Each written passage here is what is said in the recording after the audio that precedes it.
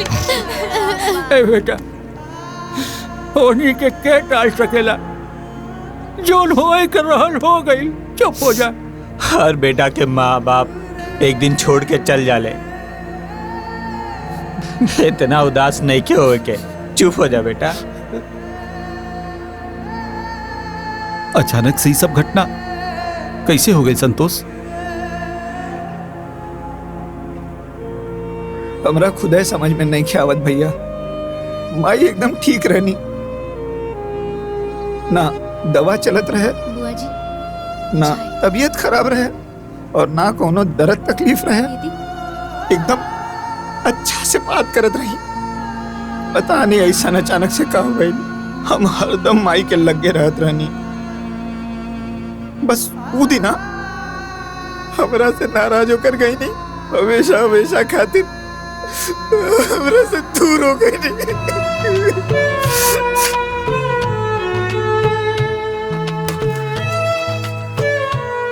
रोज सुबह जब हम चाय बनावत रही तो आमा जी आके हमरा लगे बैठ जात रही, लेकिन ओ दिन ना आईनी। हम 3-4 बार आवाज भी देनी, लेकिन फिर भी ना आईनी। सुबह के 8 बजत रहे, हमके लागल कहीं आमा जी के तबीयत नहीं है ना खराब। फिर हम अचानक देखनी कि दरवाजा बंद रहे। फिर हम चाय बनावल छोड़ के आमा जी के लगे गईनी। वहां के 3-4 बार जगवनी, लेकिन फिर भी वहां के ना उठनी। फिर से हम जगवनी, तब तक अचानक वहां के हाथ दम से नीचे गिर गए। फिर हम बहुत घबरा गए रही। फिर हम यहाँ के आवाज देनी, यहाँ के आईनी, आमा जी के हाथ पैर के छू के देखनी। तब तक पता चला कि आमा जी हमने के बीच ना रहनी। अरे आमा जी कैसे छोड़ के चली गई? आमा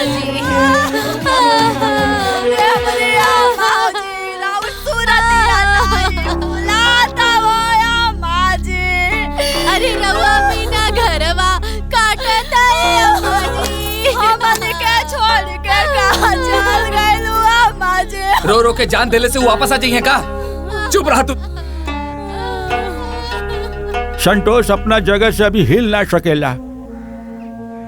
कहने लोगन गार्जियन हवा, अब हिम्मत रखा और आगे के कार्रवाई करा। तीनों लोग आपस में मिल के बातचीत करके बात के फाइनल करला। 10 गातर के बाद इस टाइम ना मिलेला। पुराणम गणुरम पुण्याम पवित्रम पापनाशनम फुलवता कामना पुण्यम श्रोतव्यम सर्वदेवहि। अर्थात माता पिता के मृत्यु के उपरांत यदि पुत्र ने गरुड़ पुराण का श्रवण नहीं किया तो माता पिता को तारने में कैसे समर्थ हो सकता है। एक बार गरुड़ जी ने श्री हरि भगवान विष्णु जी से पूछा कि हे प्रभु, दाह संस्कार के उपरांत भी मृतक की आत्मा अपनों के मोह बास में बंधकर 13 दिनों तक उसी घर के आसपास में अपनों के इर्द गिर्द में वास करती है। चूंकि वो आत्मा इतनी सूक्ष्म होती है कि किसी को दिखाई नहीं देती। हर पुत्र का यह धर्म होता है कि माता पिता के मृत्यु के उपरांत श्रवण करे ताकि का मोह और उन्हें शांति।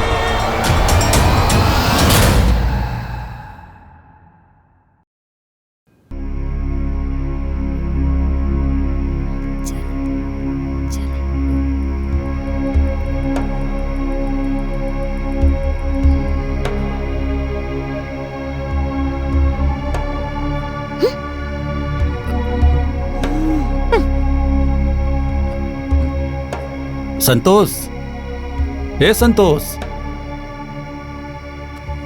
हाँ भैया। बाबू, अब माई के अंतिम समय में हमनी के रहनी जाना। अब अगर माई के कोनो अंतिम इच्छा रहल होके तो बतावा ना। माई हमरा से भी कुछ ना कह पाऊनी।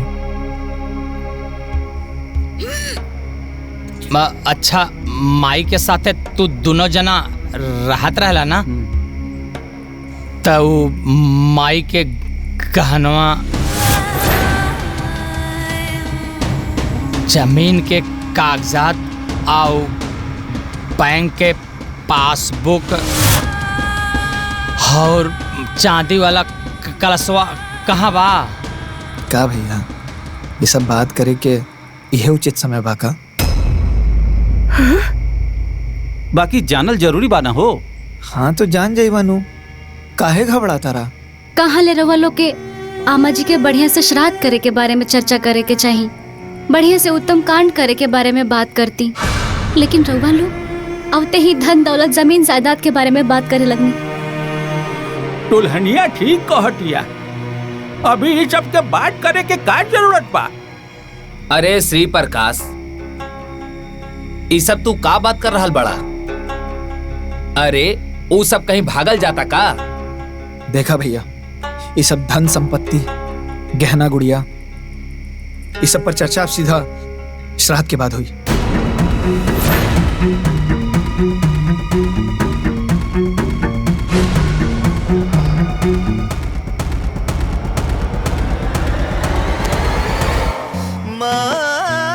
बाहर हमार गोरका पहली बार इतना अच्छा बात बोले, नजर ना लगी।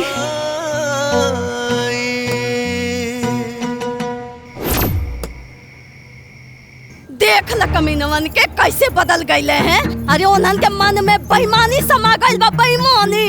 अरे सही कहत है दीदी, आई दोनों मरद मेहरारू के मिली भगत है। देखली ना कैसे कहत रहले, जवन होई तो श्राद्ध के बाद है होई। अरे हमें तो लागत है ना कि दोनों मिल के बुढ़िया के नटाई दबा के मार डाले बारे। और जितना बेईमान होकर आदमिया पिया ना, उससे 1000 गुना बेईमान होकर मेहरिया पिया। और अगर ऐसे बेईमानी बुढ़िया के मन में रहल होई ना, तो ओका तो भगवान नरकों में जगह ना दी है। रउआ लोगन के भाईचारा निभावे के बा त निभाई, लेकिन हमनी के ना श्राद्ध तक इंतजार ना करब, बता देत हई। अरे तो का चाहत पड़ू? हाँ का करबू लोग? का करब? अरे हमनी के एक एक पाई के एक एक संपत्ति के पता करके रहब। हाँ, का लगता रउआ लोगन के कि हम अपने संपत्ति पा वो दोनों भिखारी के राज करे देव का? अरे जमीन के पूरा कागजात, सास के गहना, चांदी के कलश और तो और बैंक के पासबुक, एक एक सामान घर से निकालब। और जैसे ही श्राद्ध खत्म होई ना, दोनों के घर से निकाल दे, पहले बता देता नहीं। अरे ऐसे कैसे निकाल दे? अरे उन्हन दोनों के तो लतिया के या घर से निकालल जाए। हे भाऊजी देखा, हमनी के झगड़ा झंझट ना कल जाई, ठीक बा? को भैया, गांव समाज में जौन मान प्रतिष्ठा इज्जत बा सब मिट्टी में मिल जाई। सही कहा तारा। तब ऐसन करल जाए कि सांपो मर जाए और लाठियों न टूटे। मतलब करण अर्जुन, हमार करण अर्जुन, एक बार दोनों आ जाए ना तो सब ठीक हो जाए। बुझाइल? बेशरम लोग, हमरा बेटा बहू के लात मार के निकली है। अभी लोगन की सबक सिखावे की पड़ी। आवेदा करण और अर्जुन के।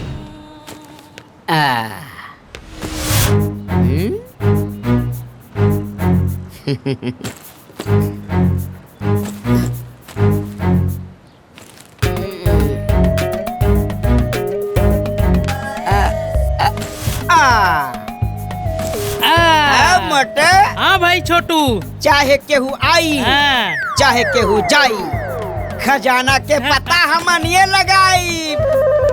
जिंदगी भर बुढ़िया कटले चानी और हमनी के बहन के कोयल बेईमानी। बतावा हो, ए पापियन के हम अपना हाथे बनौनी खियौनी, अब हम ही बेईमान हो गइली हन खातिर। बाप रे मर गई रे बाप। कब आई? बदतमीज इंसान, कामीनों के खानदान काय कर तारे हमनी के परेशान।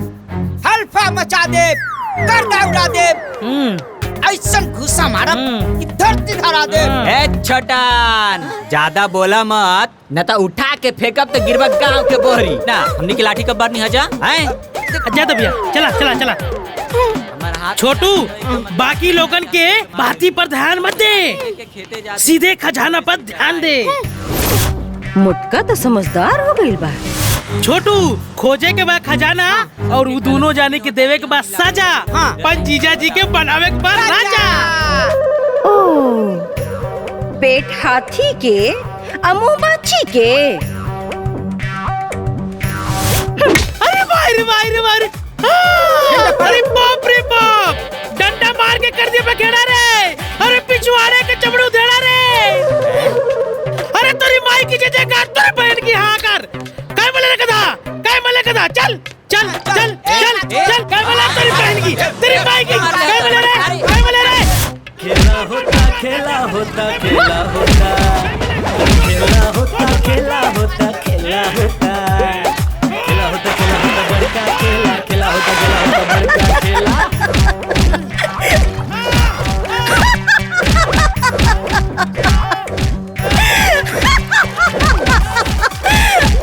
छोटू और मोटू अब ही नहीं झांकी है, पूरा फिल्म तो वही बाकी है। यह पक्षीराज, दाह संस्कार के उपरांत भी मृतक की आत्मा अपनों के मुंह पास में बंधकर 13 दिनों तक उसी घर में अपनों के इर्द गिर्द वास करती है। चूंकि आत्मा इतनी सूक्ष्म होती है कि हर किसी को दिखाई नहीं देती। हर पुत्र का यह धर्म होता है कि माता पिता के मृत्यु के उपरांत गरुड़ पुराण का श्रवण करें, ताकि प्रियजनों का मोह भंग हो और उसे शांति मिले। दीदी पंडित जी का पगला गेल बाड़े, ऊपर से का शांति लेवे हैं। अरे पंडित जी कहा तो तो ठीक न होए। दंदई कटकटाए थे। उस समय 2 यमदूत आते हैं, बड़े बहना क्रोध नेत्र वाले, पाप दंड को धारण करने वाले।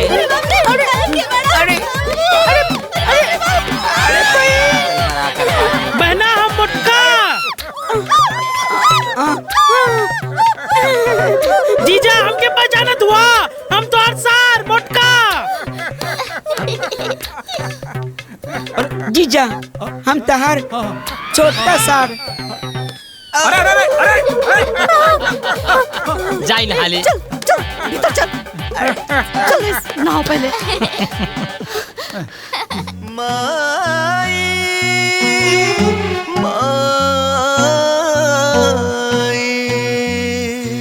संतोषवा तो हमने से बेईमानी को दिलिस भाई, तार भाई तो कंगाल हो गइल बा। अब बहिन तक कंगाल भइले भइल, साथे साथे तोहर जीजा लोग भी भिखमंगा हो गइल बाड़े। सरहू के छोड़ल ना जाई, कौनो साजिश रचे के पड़ी।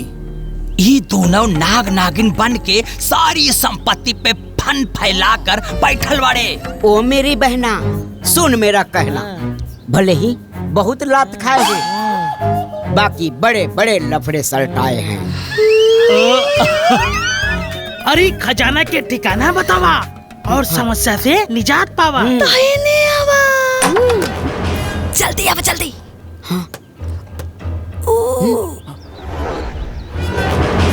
ओही चाबी में हमने के किस्मत बंद बा। लौकल। अच्छा अब समझ में आयल कि इन्हन बेईमान का नजर कहाँ बा। सगरो खजाना बा संदूक में, आ संदूक में बा ताला, आ ओही ताला के चाबी बा हाउ टंगल बा। ओ बहना बता तू कहाँ बा वो संदूक। देखा वो बा चाबी और वो संदूक। बहना सुन मेरा कहना, होखे दे रात तब बनी कोनो बार। अच्छा इससे बीती श्राद्ध, उससे होई इलाज। इलाज करी है, हमरा बेटा पतोह का इलाज करी है, ओकरा पहले तोहनी का इलाज हम करो।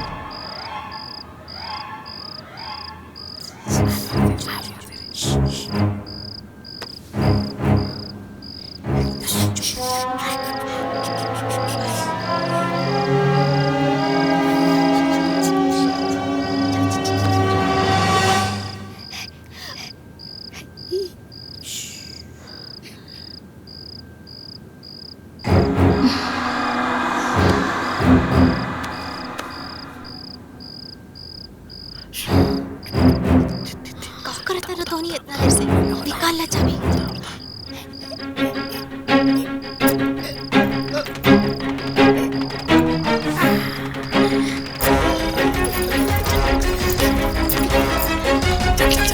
चलो चलो चलो।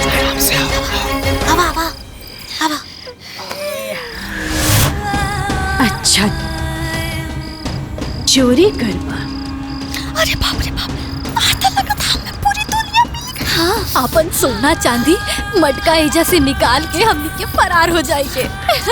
अरे सब चोरी के प्लान बनावता, अभी बतावता नहीं लोगन के। अरे आराम से, चुप चुप चुप।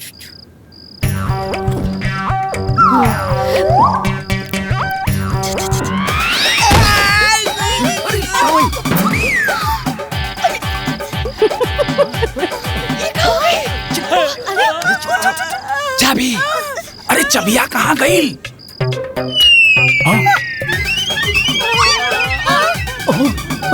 ससुरा बड़का शिकार करत रहला। पर एक ऊपर एक लगत खींचना बचा। हे चुप चुप। हे पहले प्लान बनाओ कैसे चाबी उतरी। सोची कुछ।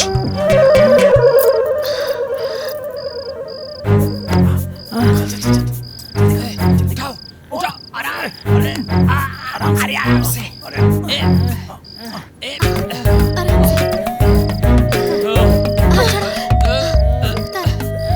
थोड़ा सा उठाओ नीचे से।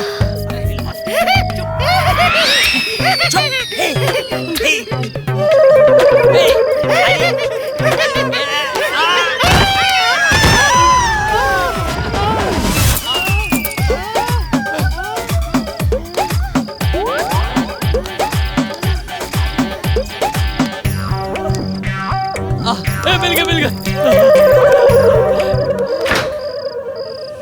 एकदम चुपचाप रहिए, चुपचाप। जलावा जलावा।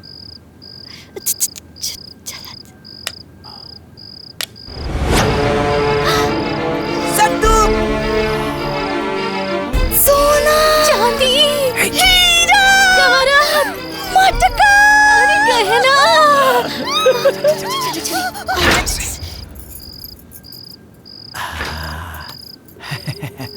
सास बहू और साजिश, सास बहू और साजिश, सास बहू और साजिश। कुछ नहीं।